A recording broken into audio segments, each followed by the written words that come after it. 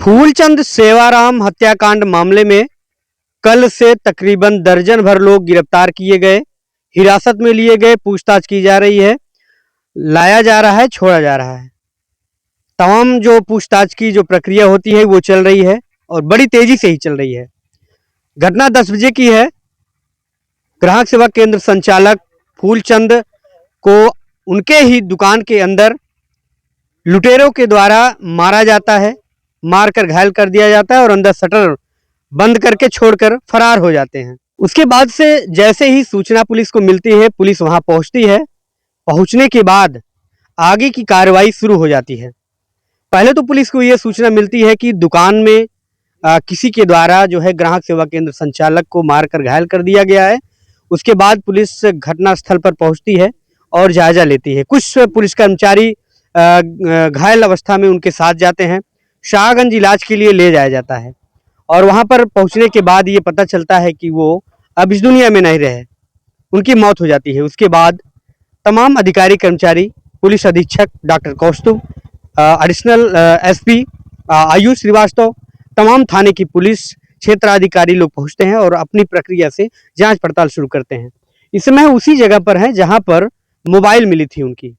बता दें कि सेवाराम जो है 2 मोबाइल चलाते थे, एक एंड्रॉयड मोबाइल थी और एक छोटी मोबाइल थी।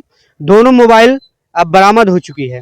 घटना के बाद जो है उसके थोड़े ही देर बाद जो एंड्रॉयड मोबाइल होती है इसी जगह पर बरामद की जाती है और जो दूसरी छोटी मोबाइल होती है वो घटना के 24 घंटे बाद बरामद की जाती है। दूसरी मोबाइल शायद है, आज पता चला है कि इसी ग्राउंड के पीछे जो दूसरी मोबाइल होती है वो बरामद की जाती है। तो अभी सुबह क्षेत्राधिकारी महोदय अजीत सिंह चौहान जी आते हैं। आने के बाद मोबाइल को जो है लेते हैं, उसका जो सिम कार्ड होता है वो अन्य मोबाइल में डाल करके उसको देखने का प्रयास करते हैं कि आखिर मोबाइल जो बंद है वो उसमें क्या कुछ किसका कॉल आई हुई थी और उसके कुछ कॉल डिटेल्स भी निकालने का प्रयास किया जा रहा है।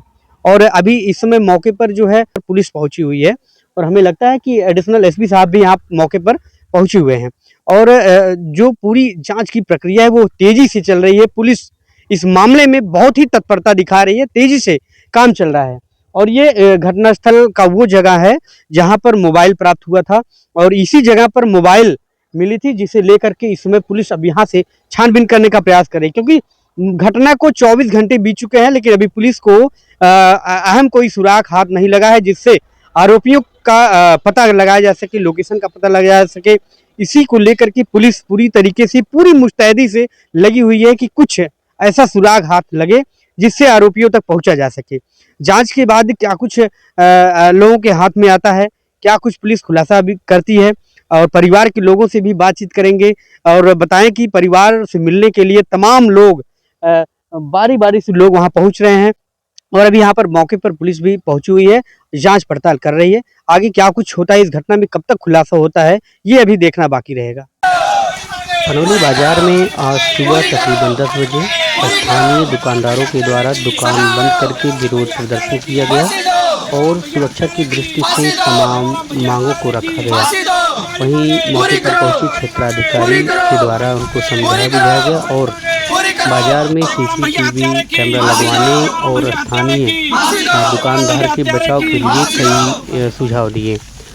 तस्वीरों में देख सकते हैं कि क्षेत्राधिकारी अजीत सिंह चौहान मौके पर पहुंचे हुए हैं और स्थानीय जो दुकानदार हैं उनसे बातचीत कर रहे हैं, उनको सुझाव दे रहे हैं। वहीं आरोपी को जल्द से जल्द पकड़ने की भी आश्वासन दिए। सारी की सारी बिल्कुल ही ओरिजिनल और सही मुलजिम प्रकाश में और सही अभियुक्त को गिरफ्तार हुए और जेल गए और उचित कार्रवाई के साथ जेल गए।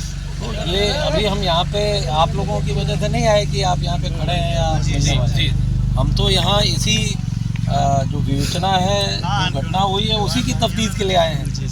तो जैसे अब आपके पास यदि कोई ऐसी बातें हों जो बता सकते हो, क्योंकि अब तक हम लोगों ने जो भी चीज़ें देखी उसमें वो सीधे स्पष्ट कोई इस प्रकार का नहीं दिखा कि वो कोई बाएं से आ रहा है, कोई दाहिने से आ रहा है। वो सारी सीसीटीवी फुटेज चेक हम पहले से कोई एंगल नहीं बताते, हम लोग मल्टीपल एंगल पे काम करते हैं और वही काम करने के लिए हम यहाँ पे आए हैं अभी।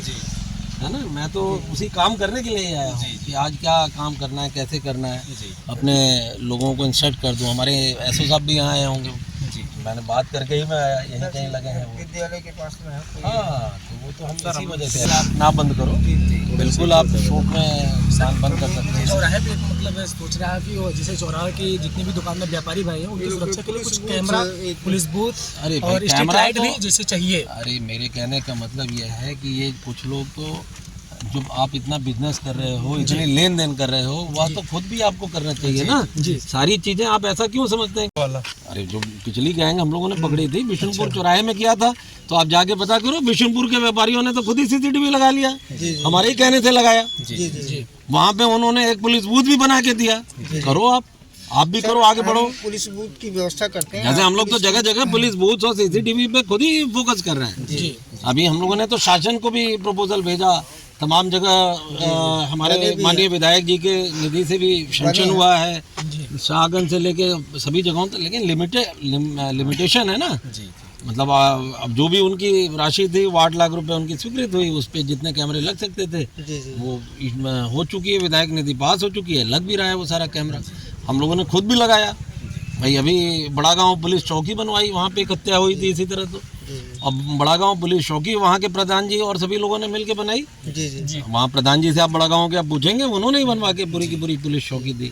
और वहाँ पे पुलिस जो सीसीटीवीज हैं उस चौराहे पे वो कैमरा लगा, वो भी आप ही लोगों ने लगवाया। वहाँ पुड़ौना प्रधान जी और ये बड़ा गांव प्रधान जी और आसपास के दुकानदारों ने मिल के लगाया।